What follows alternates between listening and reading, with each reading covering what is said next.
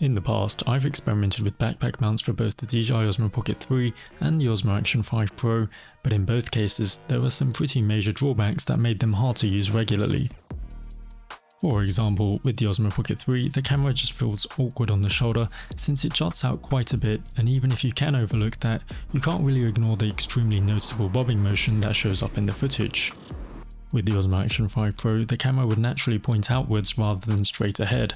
Switching to a backpack mount with a ball joint mostly fixed that, and overall this was about as good as backpack mounted recording got for me.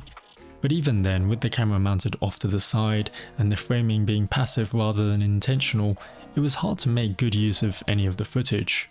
So at that point, I'd pretty much laid the idea of recording with a backpack mount to rest. However, while doing some research for my new Insta360 X5, I came across this magnetic backpack holster that caught my eye. What intrigued me was that Insta360 doesn't really market it as a mount for recording footage, instead they pitch it more as a quick holster for when you're not recording. Since having to swing my backpack around or take it off just to stash the X5 was getting pretty annoying, the idea of having a quick holster was already quite appealing on its own. But if it could also double up as a POV mount for hands-free footage, then this could be a genuinely practical 2-in-1 solution, which is something I hadn't come across before. And even though, as I just mentioned, backpack mounted footage is often unusable, this felt a bit different. With the X5's ability to reframe in post and lock in on the action, I figured it could produce something more usable this time around.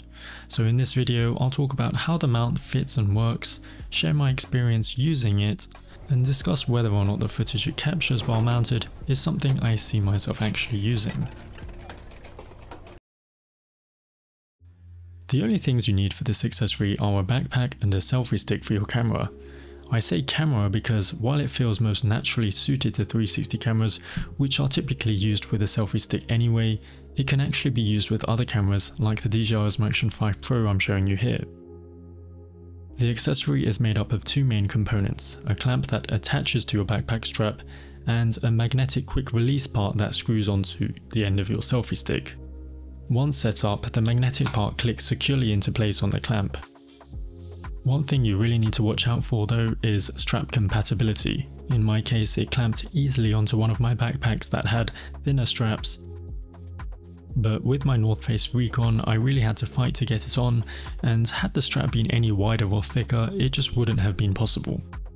Once the clamp is sorted, you just screw the quick release parts onto the end of your selfie stick. If the angle of your camera is off, you can use the included L-shaped wrench to adjust it.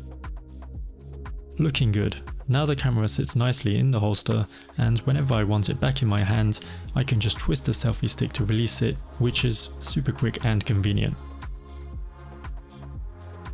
Here's some sample footage I captured using the Insta360 X5 mounted on the backpack holster.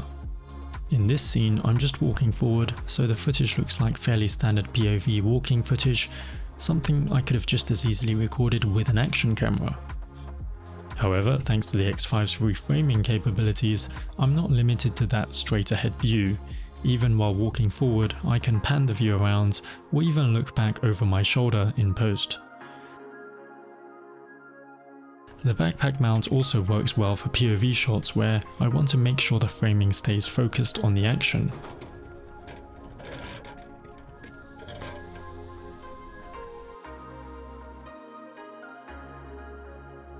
For example, when I record with my Osmo Action 5 Pro and get on my bike, the camera angle often ends up being way off.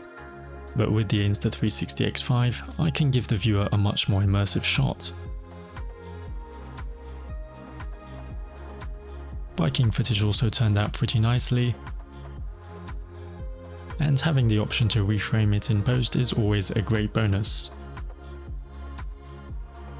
The only real issues I can think of were the usual bobbing you get with walking footage, which is always an issue with body mounted footage since you can't use your hand or arm to smoothen things out, and the fact that zooming out too much can often result in your head appearing in the corner of the frame.